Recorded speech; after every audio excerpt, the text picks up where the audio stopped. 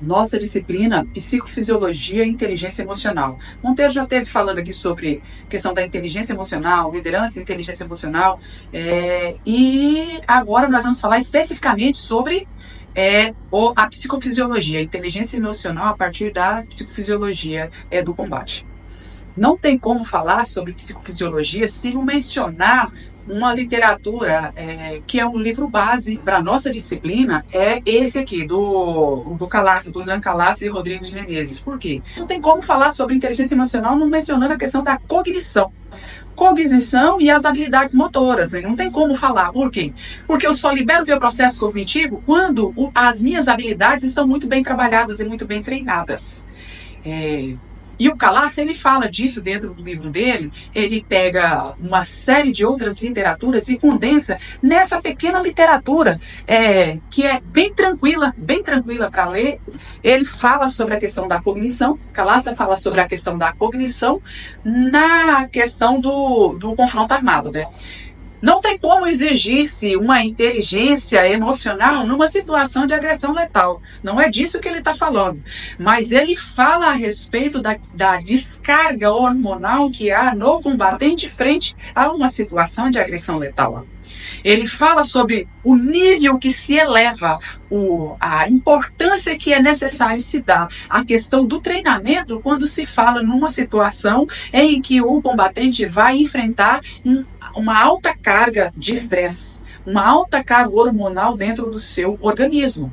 Porque, atualmente, nós temos alguns guerreiros estudando a respeito de psicofisiologia. Você tem alguns combatentes que estudam isso, mas são muito poucos. Por quê? Porque isso requer do guerreiro que ele vá para uma outra seara que seja uma outra seara que é o banco acadêmico, que é a ciência, para estudar o quê? Neurociência, porque tudo acontece por conta do teu HD. Os estímulos recebidos através dos seus 5 sentidos entram no seu cérebro e ele é que faz todo o processo, faz gerar todas as informações e devolve a resposta a esse estímulo ao ambiente. A capacidade que o seu cérebro tem de aprender é gigantesca. A capacidade que o ser humano tem de aprendizagem é gigantesca. Mas o velho, o adulto, Calassi mesmo fala nesse livro, ele só aprende aquilo que ele quer, aquilo que tem interesse, aquilo que é necessário para ele. Capacidade para aprender ele tem demais, mas ele escolhe aquilo que ele quer aprender. Você está me vendo aqui agora, ou vai ler esse livro aí, ou vai ler o PDF que vai ficar aí, porque te é necessário agora, porque se não fosse não adiantava nada, ninguém nem te dá de presente. Por quê? Para uns, até que ainda a pessoa for adepta à leitura, não, deixa eu ver o que tem nesse livro, de repente é interessante, mas para outros, ia servir para pegar poeira em cima de uma mesa, não ia ler mesmo. Agora, como é necessário você ler, como necessário você vai ler. Então, o adulto, ele escolhe aprender aquilo que é necessário para ele naquele momento. E isso é muito complicado quando você precisa das informações daquilo que acontece com o seu cognitivo, numa situação de alto índice de estresse, com você na situação ou com o seu combatente, que você tem que amparar depois. Ou, quando aconteceu com você, não teve ninguém para explicar para você que isso ia acontecer, que diversas situações iam acontecer.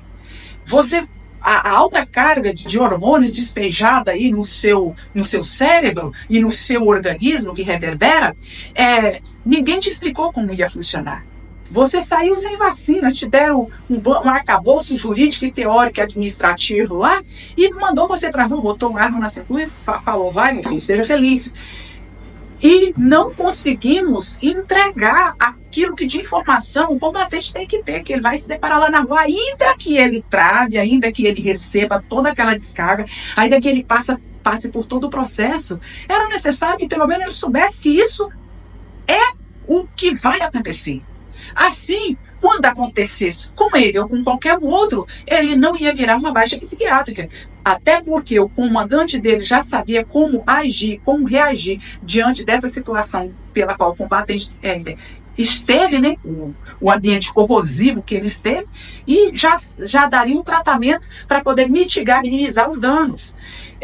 Temos que andar mais próximo das neurociências. Por quê? Porque nosso cérebro não mudou. O seu cérebro, o meu cérebro é o mesmo de 500 anos atrás, dos combatentes de 500 anos atrás. A forma com que os hormônios são despejados no nosso organismo frente a uma agressão letal se dá da mesma forma. O jeito que processamos as informações e que reagimos também ainda continua da mesma forma. Por que a gente não estuda sobre isso para poder dar uma melhor resposta?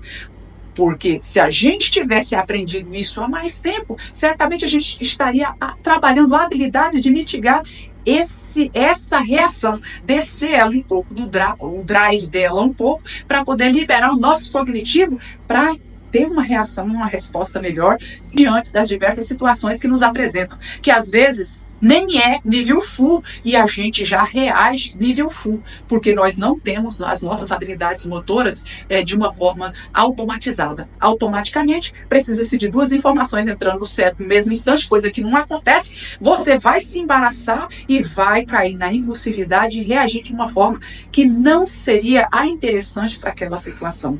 Agora, como você, sargento, vai conseguir que os seus combatentes vá para o treino? Cara, é chato demais treinar. Quem não sabe? A gente gosta dos resultados, mas no treino ninguém quer. E não dá para chegar numa situação e fazer diferente daquilo que você treina. Você vai fazer exatamente aquilo que você treina. Se você não treina, você vai fazer o quê?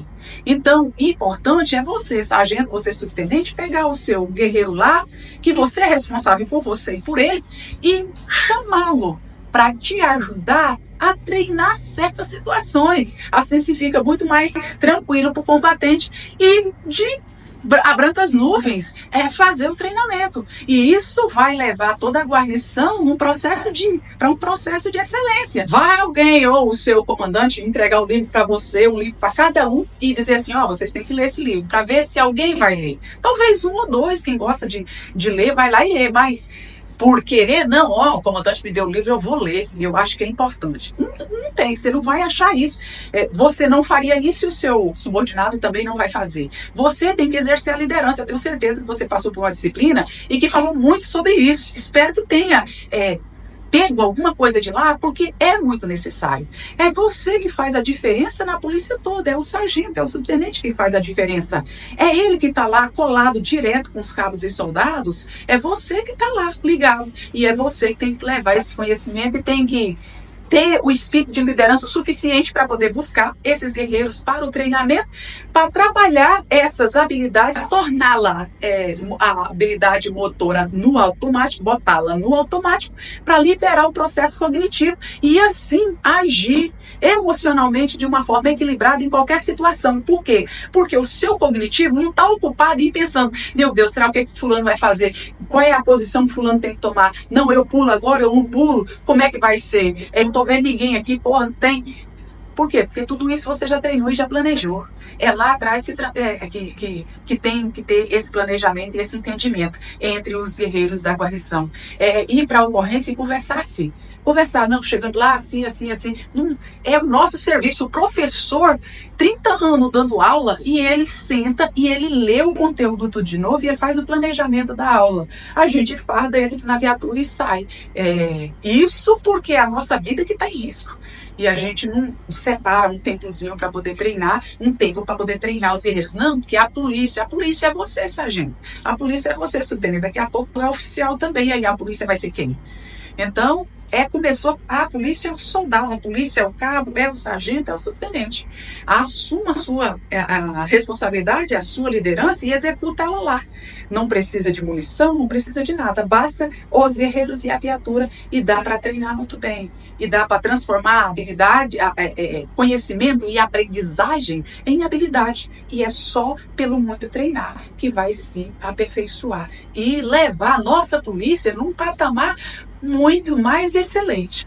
Quando o guerreiro entende que essa transformação de um conhecimento em aprendizagem, levando para o campo da habilidade motora, não tem como acontecer se não passar pelo treinamento.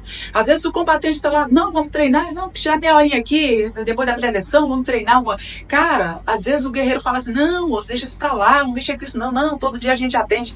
E Todos nós sabemos que toda e qualquer ocorrência pode sair do 8 para o 80.